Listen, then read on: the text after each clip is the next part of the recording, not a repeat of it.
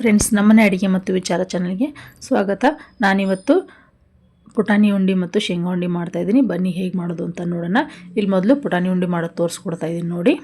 ಇಲ್ಲಿ ನಾನು ಪುಟಾಣಿನ ತೊಗೊಂಡಿದ್ದೀನಿ. ಅಳತೆ ಮೇಲೆ ನಿಮಗೆ 1 ಕಪ್ಪು ತೊಗೋಬೋದು, ಇಲ್ಲ 2 ಕಪ್ ತೊಗೋಬೋದು. ನಾನಿಲ್ಲಿ 2 ಕಪ್ ತೊಗೊಂಡಿದ್ದೀನಿ. ತೊಗೊಂಡು ಅದನ್ನ ಮೀಡಿಯಮ್ ಫ್ಲೇಮ್ ಇಟ್ಕೊಂಡು ಹುರ್ಕೊತಾ ಇದ್ದೀನಿ. ಚೆನ್ನಾಗಿ ಫ್ಲೇಮು ಮೀಡಿಯಮ್ ಇಡಬೇಕು ಫ್ರೆಂಡ್ಸು. ಮೀಡಿಯಮ್ ಇಟ್ಕೊಂಡು ಈ ಥರ ನೋಡಿ ಚೆನ್ನಾಗಿ ಹುರ್ಕೊತಾ ಇದ್ದೀನಿ. ಕೈ ಆಡಿಸ್ತಾ ಇರಬೇಕು, ಹಂಗೆ ಕೈ ಬಿಟ್ಟರೆ ಮತ್ತೆ ಸೀದೋಗ್ಬಿಡ್ತದೆ. ಚೆನ್ನಾಗಿ ಈ ಥರ ಕೈ ಆಡಿಸ್ತಾ ಇರಬೇಕು.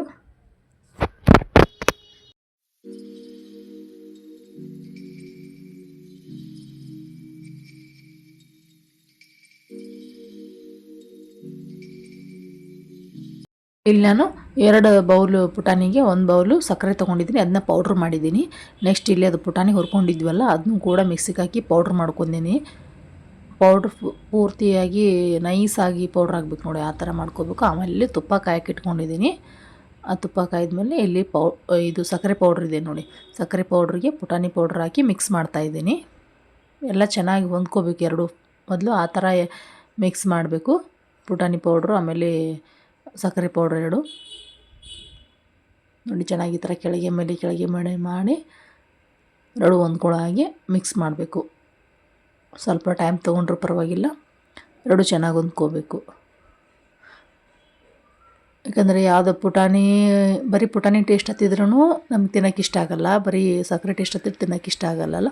ಅದಕ್ಕೆ ಚೆನ್ನಾಗಿ ಈ ಥರ ಕೈಯಿಂದ ಮಾಡ್ಕೋಬೇಕು, ಅಂದರೆ ಕರೆಕ್ಟ್ ಆಗುತ್ತದು. 2 ಮಿಕ್ಸ್ ಮಾಡ್ಕೊಂಡ್ಮೇಲೆ ಇಲ್ಲಿ ನಾನು ತುಪ್ಪನ ಹಾಕಿದ್ದೀನಿ ನೋಡಿ. ತುಪ್ಪನ ಹಾಕಿ ಕೂಡ ಕೈಯಿಂದ, ಅದು ಗಂಟಾಗುತ್ತಲ್ಲ ತುಪ್ಪ ಹಾಕಿದರೆ, ಕಾಯಿಸಿ ಹಾಕಿರ್ತೀವಲ್ಲ ಅದನ್ನ ಚೆನ್ನಾಗಿ ಕೈಯಿಂದ ಮಿಕ್ಸ್ ಮಾಡ್ಕೊತಾ ಇದ್ದೀನಿ. ಎಲ್ಲಿ ಗಂಟು ಇರದೇ ಇರೋ ಹಾಗೆ ಈ ಥರ ಮಿಕ್ಸ್ ಮಾಡ್ಕೋಬೇಕು. ಮಿಕ್ಸ್ ಮಾಡಿಕೊಂಡು ಇಲ್ಲಿ ನೋಡಿ ಉಂಡೆ ಕಟ್ತಾಯಿದ್ದೀನಿ ನೋಡಿ. ಅವೇನು ಕೆಳಗಡೆ ಗಂಟು ಕಾಣಿಸ್ತಾವಲ್ಲ ಅದನ್ನ ಉಂಡೆ ಕಟ್ಟುವಾಗ ಬಿಡಿಸ್ಕೊತೀನಿ ನಾನು. ಒಂದೊಂದು ಕೈಯಿಂದ ಮಿಕ್ಸ್ ಮಾಡಿದ್ರೂ ಒಂದೊಂದು ಸಾರಿ ಉಳಿದಿರ್ತವೆ ಗಂಟುಗಳು. ಅಷ್ಟೇ, ಅದನ್ನ ನಾವು ಮಾಡ್ಕೊಳ್ಳೋವಾಗಲೇ ಉಂಡೆ ಮಾಡೋವಾಗಲೇ ಬಿಡಿಸ್ಕೋಬೇಕು ನೋಡಿ. ಈ ಥರ ಮಾಡಿ ಉಂಡೆ ಇಡಬೇಕು. ಇವಾಗ ಉಂಡೆ ಎಲ್ಲ ನಾನು ಕಟ್ಟಿಟ್ಟೆ. ನೆಕ್ಸ್ಟ್ ಇಲ್ಲಿ ನಾನು ಶೇಂಗಾ ಉಂಡೆ ಮಾಡೋಕ್ಕೆ ಶೇಂಗಾ ಹುರ್ಕೊಂಡಿದ್ದೀನಿ. ಚೆನ್ನಾಗಿ ಇದನ್ನೂ ಕೂಡ ಮೀಡಿಯಮ್ ಫ್ಲೇಮಲ್ಲಿ ಇಟ್ಕೊಂಡು ಶೇಂಗಾ ಹುರ್ಕೋಬೇಕು. ಮೀಡಿಯಮ್ ಫ್ಲೇಮಲ್ಲಿ ಇಟ್ಕೊಂಡು ಚೆನ್ನಾಗಿ ಕ್ರಿಸ್ಪಿಯಾಗಿ ಶೇಂಗಾ ಹುರ್ಕೊಂಡ್ರೆ ಉಂಡೆ ಚೆನ್ನಾಗಿ ಬರೋದು. ಇಲ್ಲಿ ನೋಡಿ ಶೇಂಗಾ ಹುರ್ಕೊಂಡು ಅದಕ್ಕೆ ಬೆಲ್ಲ ಮಿಕ್ಸ್ ಮಾಡಿದ್ದೆ ನಾನು. ಬೆಲ್ಲ ಮಿಕ್ಸ್ ಮಾಡಿ ಮಿಕ್ಸಿಗೆ ಹಾಕ್ಕೊಂಡು ಇಲ್ಲಿ ಒಂದು ಪುಟ್ಟಿಗೆ ಹಾಕ್ಕೊಂಡು ಅದನ್ನ ಈ ಥರ ಕೈಯಿಂದ ಎಲ್ಲ ಗಂಟು ಅದೆಲ್ಲ ಬಿಡಿಸ್ಕೊತಾ ಇದ್ದೀನಿ.